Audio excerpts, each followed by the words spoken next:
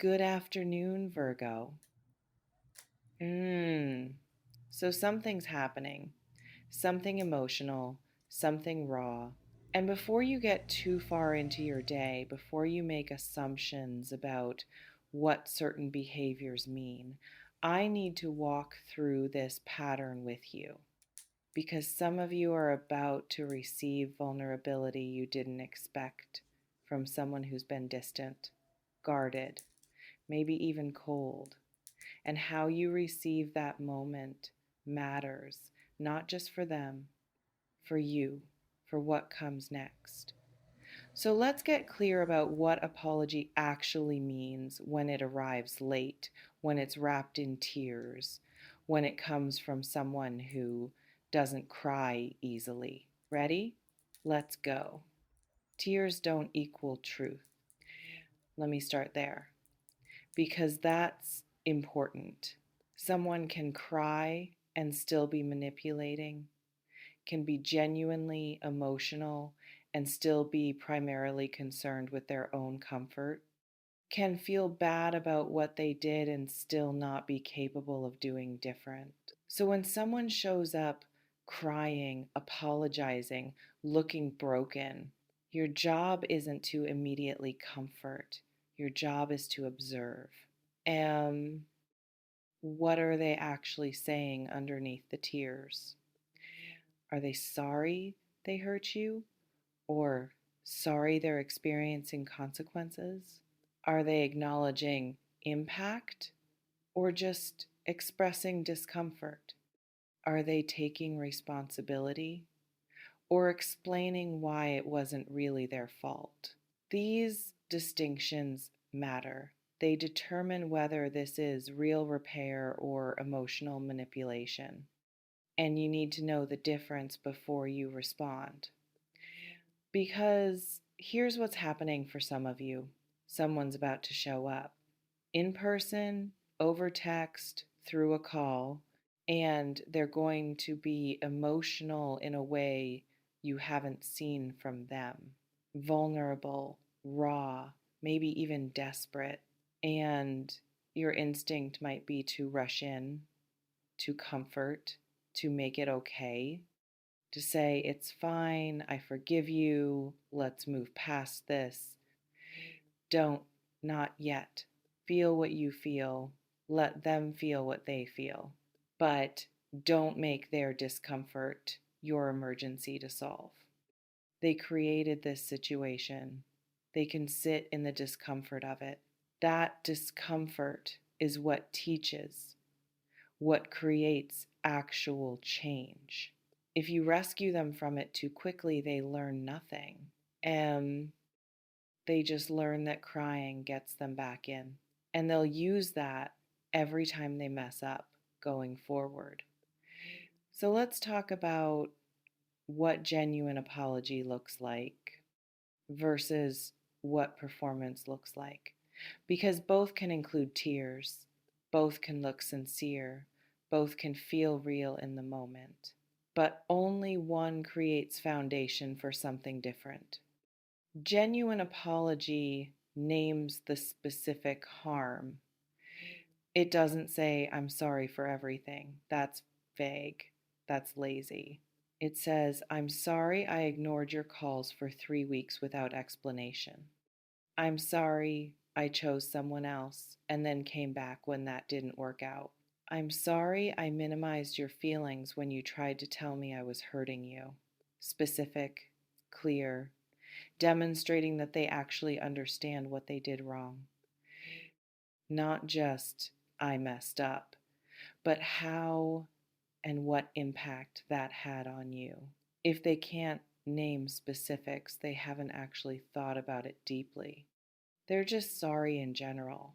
Sorry it's uncomfortable now. Sorry you're upset. But they're not sorry about the actual actions because they can't even name them clearly. That's that's a red flag. That's incomplete accountability. M, don't accept general apologies for specific harm.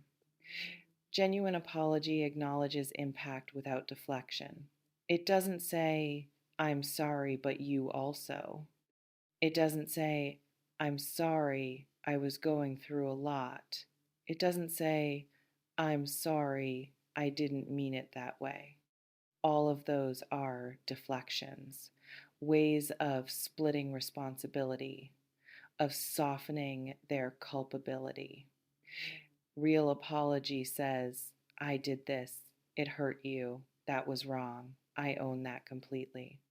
No but, no justification, no context that excuses. Just full ownership. I chose this action.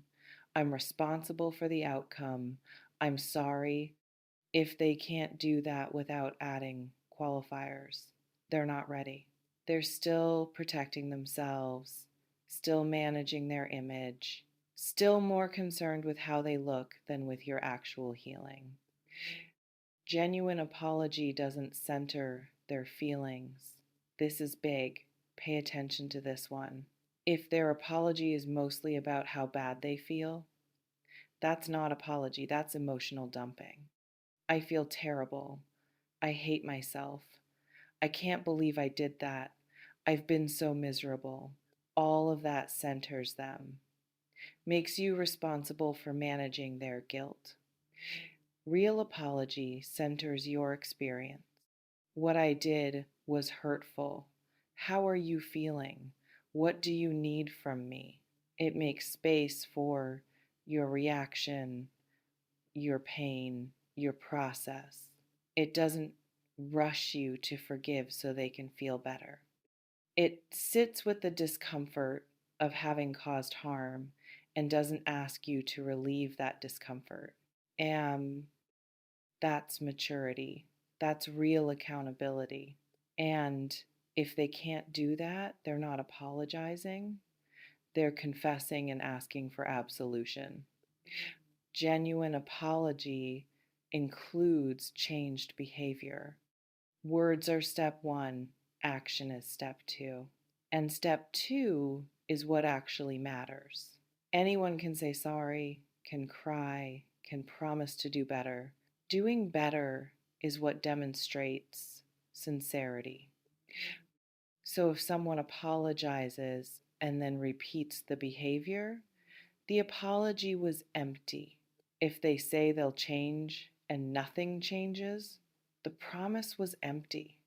If they acknowledge harm and then keep causing the same harm, the acknowledgement was performance. You can't know this immediately. This reveals over time. But you can watch for it and trust the pattern when it shows itself. Don't believe the apology, believe the behavior that follows. That's what tells you if they meant it, if they learned, if they're different. Words are cheap. Action costs something. That cost is what makes it real. Now let's talk about what fake apology looks like. Fake apology uses tears as currency. It weaponizes vulnerability to bypass accountability. It shows you emotion and expects that to be enough, expects you to comfort instead of requiring change. Look how upset I am. Clearly, I'm suffering too, so we're even, right? Wrong. Your suffering doesn't erase their responsibility. Your pain doesn't cancel out theirs. Your tears don't mean you're equally at fault. If they hurt you, they hurt you. Their subsequent guilt doesn't undo that. It just means they feel bad, which is appropriate, but it's not sufficient. And don't let tears distract you from the original issue. Fake apology rushes timeline. It says, I'm sorry, and immediately asks, are we good? It doesn't give you space to process, to feel, to decide what you need. It wants instant forgiveness, instant restoration, instant return to normal. Because sitting in uncertainty is uncomfortable for them. But you don't owe them comfort. You don't owe them immediate resolution. You're allowed to say, I hear your apology. I need time to think about what this means for me. You're allowed to not know yet if you can move past it, if you want to try again, if trust can rebuild. You're allowed to take your time. And if they can't handle that, they're not actually sorry. They're just uncomfortable and want relief. Fake apology demands specific response. It doesn't just say sorry and let you react however you react. It needs you to say, I forgive you, needs you to hug them, needs you to make them feel better. And if you don't give that response, they get defensive, hurt, withdrawn. I apologized. What more do you want from me? That's manipulation. That's apology as transaction. I gave you sorry. Now you owe me forgiveness. But forgiveness isn't owed, it's given freely when you're ready. If you're ready, and genuine apology understands that, doesn't pressure, doesn't demand, just offers the apology and accepts whatever response comes, including no response, including rejection, including goodbye. Fake apology blames circumstances. I was stressed, I was confused, things were complicated. All of that might be true, and it's all irrelevant because circumstances don't remove responsibility, they're just context. You're still accountable for how you treat people, regardless of what else is happening in your life. If they keep explaining why they did it instead of just owning that they did it, they're more interested in being understood than in understanding you. They want you to excuse them, to agree it wasn't their fault, to let them off the hook. Don't. Their circumstances are theirs to manage, not yours to accommodate at cost to yourself. Now, let's talk about your side of this. Because when someone shows up apologizing, you have choices. And those choices determine what happens next for both of you. First choice, you can accept the apology and restore the relationship. That's valid if the apology is genuine, if behavior changes, if trust can reasonably rebuild, but it requires boundaries, requirements, clear expectations. Don't just say it's okay and go back to how things were, because how things were is what allowed the harm. Things need to be different now. You need to be different, they need to be different. So if you're accepting the apology, you're also establishing new terms. I'm willing to try again. Here's what I need to see. Here's what I won't tolerate. Here's how we move forward. That's not punishment. That's protection. You're creating structure that makes repair possible. Without that structure, you're just repeating the same cycle with brief interruption. And you already know how that cycle ends, in the same place, with the same hurt, and so different outcome requires different approach. Second choice, you can accept the apology and not restore the relationship. You can forgive and still say no. You can acknowledge their growth and still choose not to participate in it. Forgiveness doesn't mean reconciliation. Those are separate things. You can forgive someone for your own peace, to release the resentment you're carrying, and still decide the relationship isn't healthy for you, still walk away. That's allowed, that's mature, that's honoring both their humanity and your needs. I accept your apology, I see you're sorry, and I'm still choosing to move forward without you. That's not cruelty, that's clarity. Some relationships can't be repaired, some trust can't be rebuilt. Some people are better loved from distance or not at all, and you're allowed to make that call, even when they're genuinely sorry, even when they've changed, even when it hurts to walk away. Your peace matters more than their redemption arc. Third choice. You cannot accept the apology.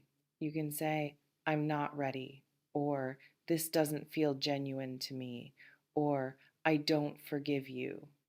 You're not obligated to accept every apology offered. Sometimes apologies are too late. Sometimes the harm is too deep. Sometimes you just don't want to anymore. And that's reason enough. And you don't have to explain yourself beyond what feels right. I can't accept this right now is complete, is sufficient, is your right. And if they get upset, if they feel rejected, if they accuse you of being cold or unforgiving, that reveals it was never about your healing. It was about their comfort. Genuine apology accepts any response, including no, including it's too late, including I don't believe you. It doesn't argue, doesn't defend, just accepts. Let me talk about timing. Why now? Why is this apology coming now? That question matters because motivation matters. Are they apologizing because they genuinely reflected and realized they were wrong? Or because they're lonely? Because other options fell through? Because they miss what you provided? Late apologies are suspicious. Not always fake, but suspicious. If they knew they hurt you months ago, why are they just saying sorry now? What changed? What prompted this? What do they want? Don't be so grateful for the apology that you skip asking these questions. Their timing tells you something. Pay attention to what sometimes apologies are genuine but motivated by self-interest. They really do feel bad. They really do want forgiveness. Not because they care about your healing, because they want access back, want the benefits of relationship without the work of being trustworthy, want to feel like a good person without actually being one consistently. So they apologize, they cry, they perform remorse, and then once you're back in, they relax and old patterns reemerge. Watch for that. Don't just accept the apology, watch what follows. Do they stay humble, stay accountable, stay different? Or do they get comfortable and return to old behavior?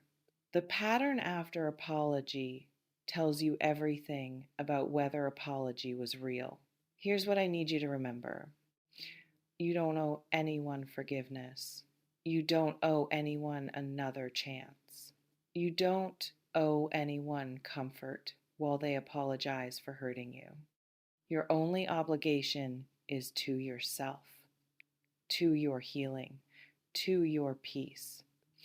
If accepting their apology serves that, accept. If walking away serves that, walk.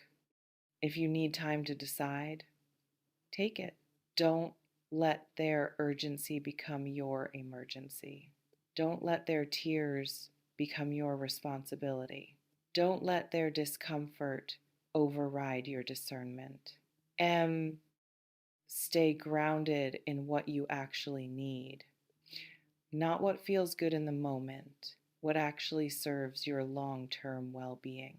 Sometimes that's reconciliation. Sometimes that's closure. Sometimes that's distance. Only you know which. And you're allowed to trust yourself enough to choose it. Take what lands here. Use what serves. And when that apology comes, receive it consciously. Not from obligation, not from hope, not from loneliness, from clarity, from strength, from knowing your worth and choosing accordingly. You've got this. Trust yourself. You know what you need. Act on that knowing starting now.